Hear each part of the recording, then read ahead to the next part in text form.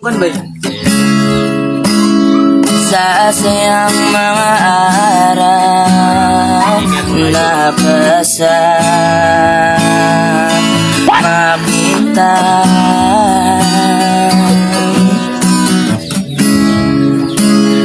lalambing at kulit mo na hindi nakakasawa.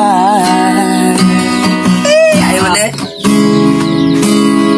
Puno ng ligaya ang ating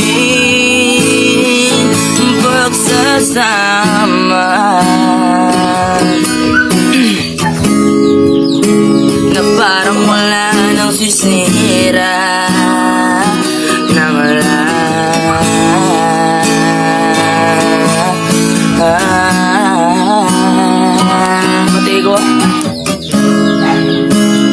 bakit ba dumating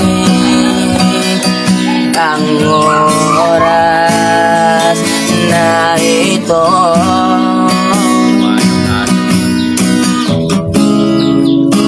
Nabalitaan ko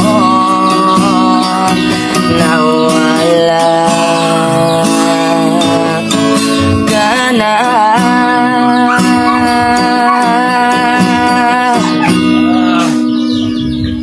Di ba't sabi mo di mo ko iiwan? Di pa ba bayaan na ako'y mag-isa? Di ba't sabi mo sabay tayong tatanda? Bakit bigla ka na lang nandyan sa kabilang buhay?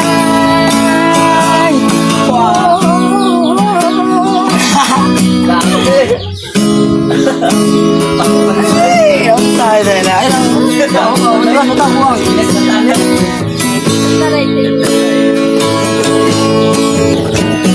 Dito rin naging rin nag-effort. Paano nang lahat? Paano na ako? Tayo.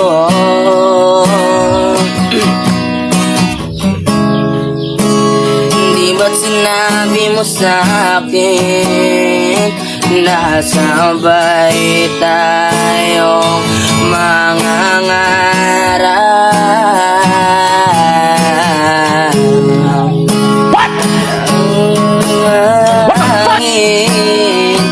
Ang iyong makap sa akin. Tindo ka, natanay, itaas na ganito rin.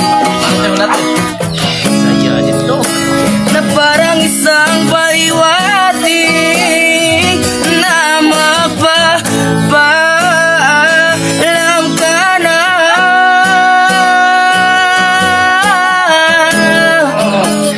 Di ba't sabi mo di mo ko iiwan?